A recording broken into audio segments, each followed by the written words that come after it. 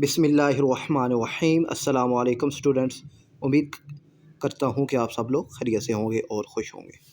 تو بچوں، کلاس 10 یعنی جماعت دہم اسلامیات کا پیپر ہے، اور اس میں آپ کو تمام سوالات کے جوابات بھی بتاؤں گا ساتھ ساتھ۔ تو بچوں، اس کا جو حصہ اول ہے یعنی سوال نمبر 1 ہے، تو اس کو سولو کر کے میں نے ویڈیو اپلوڈ کر دی ہے، اور وہ ویڈیو آپ کو جو ہے مل جائے گی، ٹھیک ہے نا، وہ آپ نے دیکھ لینی ہے۔ اور ابھی جو اس کے سوالات ہیں حصہ دوم، ان کی طرف موو کرتے ہیں۔ تو بچہ، سوال نمبر 1 ہے کہ جنت اور جہنم میں لے جانے والے دو اعمال کے نام لکھیں۔ جنت میں لے جانے والے اعمال: نماز پڑھنا، سچ بولنا، والدین کی خدمت کرنا۔ اور جہنم میں لے جانے والے اعمال: جھوٹ بولنا، ظلم کرنا اور چوری کرنا۔ یہ جہنم میں لے جانے والے کام ہیں۔ نیک اعمال اللہ کی رضا کا ذریعہ ہوتے ہیں، اور برے اعمال اللہ کی ناراضگی کا باعث بھی بنتے ہیں اور آخرت میں نقصان کا سبب بھی بنتے ہیں۔ اور اس کا دوسرا پارٹ ہے بچوں، زکوٰۃ اور عشر میں 2 فرق تحریر کریں۔ زکوٰۃ مال پر فرض ہے، جبکہ عشر کھیتی کی پیداوار پر فرض ہوتی ہے۔ زکوٰۃ سال میں ایک بار دی جاتی ہے، اور جو عشر ہے یہ فصل کی کٹائی پر دی جاتی ہے۔ اور زکوٰۃ کی جو شرح ہے، جو فیصد ہے، وہ 2.5% ہے، یعنی 2.5% ہوتی ہے، اور جو عشر ہے وہ 10% ہوتا ہے۔ 10% بھی اس وقت ہوتا ہے کہ جب بارش پر جو ہے وہ آپ کی کھیتی ہوئی ہو، یعنی بارش پر انحصار ہو اور پھر آپ کی کھیتی ہوئی ہو، اور اگر آپ نے خود پانی دیا ہو تو پھر وہ 5% عشر ہوتا ہے۔ اور زکوٰۃ ہو یا عشر ہو، دونوں کا بنیادی مقصد کیا ہے کہ غربت کا خاتمہ کرنا۔ اور دوسرا سوال ہے بچوں، سیرت طیبہ سے خواتین کے ساتھ حسن سلوک کی ایک مثال تحریر کریں۔ تو نبی کریم صلی اللہ علیہ وآلہ وسلم کی زندگی جو ہے وہ ہر معاملے میں ہمارے لیے مشعل راہ ہے۔ اب خواتین کے حوالے سے یا خواتین کے ساتھ حسن سلوک کی ایک مثال تحریر کریں، تو آپ صلی اللہ علیہ وآلہ وسلم کا فرمان ہے کہ تم میں بہتر وہ ہے جو اپنی بیوی سے اچھا سلوک کرے۔ نبی کریم اپنی بیٹی حضرت فاطمہ رضی تعالیٰ عنہا سے بہت محبت کرتے تھے، اور جب وہ آتی تھیں تو آپ صلی اللہ علیہ وآلہ وسلم کھڑے ہو جایا کرتے تھے، اور پھر آپ صلی اللہ علیہ وآلہ وسلم کی جو زندگی ہے وہ خواتین کے تحفظ پر گزری ہے۔ آپ صلی اللہ علیہ وآلہ وسلم نے بیٹی کو رحمت، اور جو جنت ہے وہ ماں کے قدموں تلے ہے۔ یہ آپ صلی اللہ علیہ وآلہ وسلم کا فرمان ہے کہ جنت ماں کے پاؤں تلے ہے۔ عملی زندگی میں اخلاق و تقویٰ کے 2 اثرات تحریر کریں۔ تو اب اخلاق و تقویٰ کے عملی زندگی میں اور معاشرے پر بہت سے فوائد ہیں کہ اخلاق و تقویٰ انسان کو اچھا اور نیک بناتے ہیں، اور اخلاق و تقویٰ سے معاشرے میں امن و امان قائم ہوتا ہے، محبت اور بھائی چارہ قائم ہوتا ہے، اور پھر اس سے جو اخلاق و تقویٰ ہے یعنی نیک انسان دوسروں کے لیے مثال بنتا ہے، اور تقویٰ انسان کو گناہوں سے محفوظ رکھتا ہے۔ ریاست اور شہریوں کے 2 فرائض تحریر کریں۔ ریاست کے فرائض جو ہیں بچوں وہ ہیں کہ انصاف دینا سب کو، اور تحفظ فراہم کرنا۔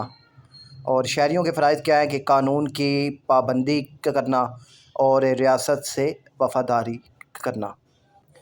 کسی بھی ملک کی ترقی کے لیے یہ بہت ضروری ہے کہ ریاست اور شہری دونوں اپنے اپنے فرائض سر انجام دیں، اور اس سے ایک بہترین اور مثالی معاشرہ قائم ہوگا۔ سود کی 2 اقسام بیان کریں۔ تو بچوں، سود والا سوال بعض اوقات لونگ میں بھی آتا ہے، تو دھیان سے آپ سنیے گا۔ تو سود کو عربی زبان میں ربا کہتے ہیں۔ اب ربا کا مطلب کیا ہوتا ہے کے زیادہ ہو جانا، پروان چڑھنا یا بلندی کی طرف جانا، اور انگریزی میں اسے انٹرسٹ کہتے ہیں، ٹھیک ہے نا۔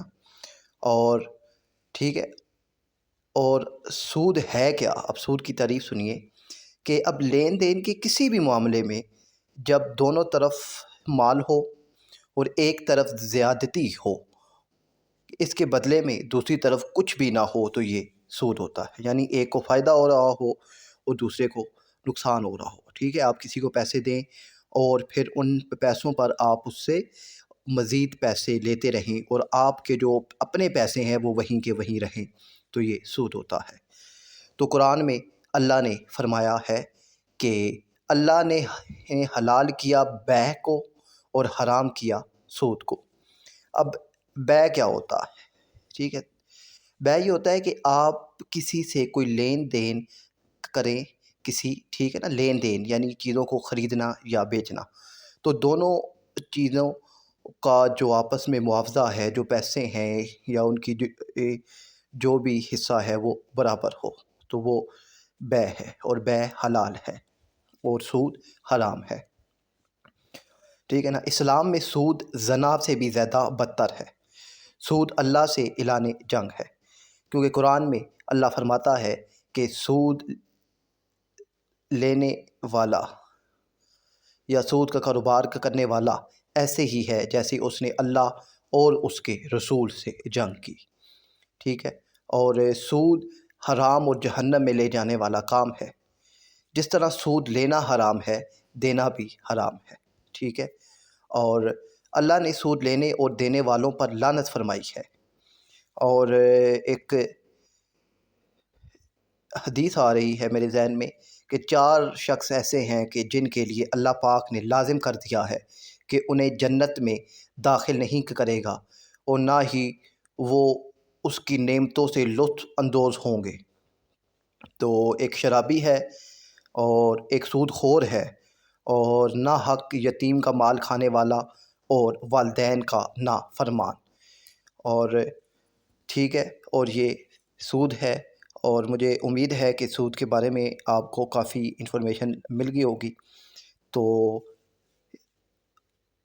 اب سود کی اقسام کی طرف آتے ہیں۔ تو بچوں، سود کی 2 اقسام ہیں، ربا النصیحہ، ٹھیک ہے، یہ وہ سود ہے جو قرض کی مدت بڑھانے پر لیا جاتا ہے، اور ربا الفضل، یہ وہ سود ہوتا ہے جو ایک جیسے جو اشیاء ہوتی ہیں، چیزیں ہوتی ہیں، ان کے تبادلے میں جب مقدار کا فرق ہو جائے، پیسوں کا فرق ہو جائے، تو اسے ربا الفضل کہتے ہیں، ٹھیک ہے۔ اور اسلام میں ان دونوں اقسام کو حرام قرار دیا گیا ہے، ٹھیک ہے۔ اور جو سودی معاشرہ ہوتا ہے یہ سب سے غلیظ ترین معاشرہ ہوتا ہے۔ مجھے امید ہے کہ آپ کو سمجھ آ گیا ہوگا۔ نیکسٹ ہے بچوں، نبی کریم صلی اللہ علیہ وآلہ وسلم کے سفر ہجرت کے دوران حضرت اسماء رضی تعالیٰ عنہا کا کردار واضح کریں۔ اچھا، جب کسی صحابیہ کا نام آتا ہے تو اس کے لیے کہتے ہیں رضی تعالیٰ عنہا، اور صحابی کا نام آئے تو اس کے لیے کہتے ہیں رضی تعالیٰ عنہو، یہ بھی یاد رکھیے گا بچوں۔ اچھا، حضرت اسماء رضی تعالیٰ عنہا یہ حضرت ابو بکر صدیق رضی تعالیٰ عنہ کی بیٹی تھیں، اور جب نبی کریم صلی اللہ علیہ وآلہ وسلم ہجرت فرما کر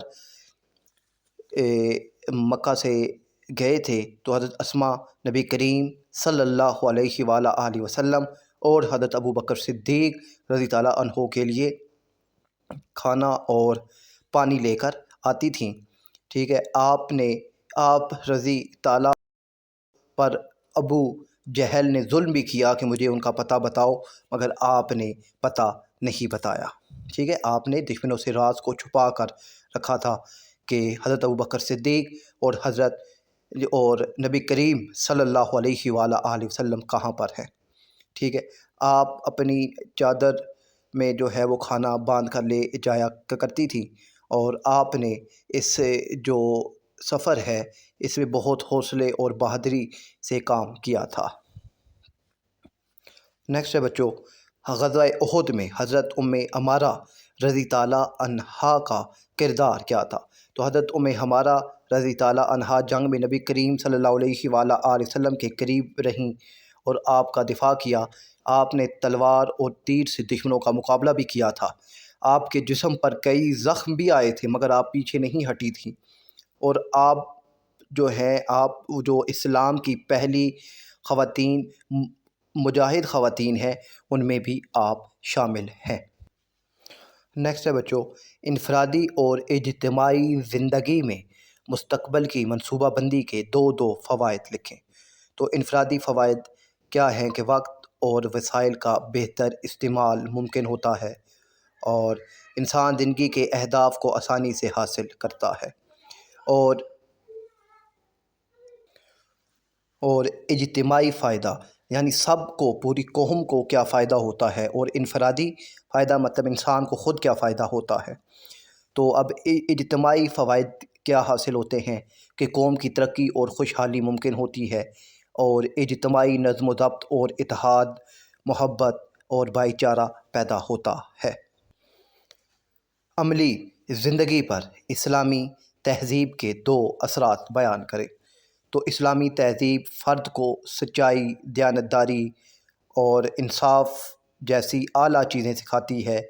انسان کے رویے میں اخلاق پیدا ہوتا ہے، برداشت کی طاقت زیادہ ہوتی ہے، اور خدمت خلق کا جذبہ پیدا ہوتا ہے۔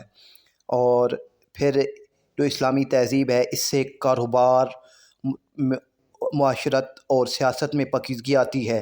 اسلامی اقتدار سے ایک پرامن معاشرہ تشکیل پاتا ہے۔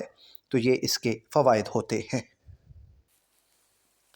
اب بچوں آپ کے تفصیلی سوالات آ گئے ہیں، تو اب یہ جو تفصیلی سوالات ہیں کہ حج اور قربانی کی اہمیت واضح کریں، نیز حج کی ملی اخوت و یکجہتی پر اثرات تحریر کریں۔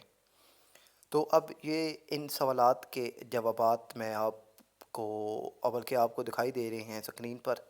تو بچوں یہ آپ نے خود دھیان سے اچھے طریقے سے پڑھنے ہیں، اور ان کے اسی طریقے سے پوائنٹس بنا کر آپ نے جوابات لکھنے ہیں۔ تو یہ سوالات آپ کے سامنے ہیں، دھیان سے دیکھیے گا۔ بچوں میں نے کسی بھی ویڈیو میں آپ سے نہیں کہا کہ چینل کو سبسکرائب کیجئے اور ویڈیو کو لائک اور شیئر کیجئے۔ تو اس ویڈیو میں میں آپ سے یہ کہہ رہا ہوں، مجھے امید ہے کہ میری آواز پر آپ لبیک کہیں گے۔ اپنا خیال رکھیے گا۔ اللہ حافظ۔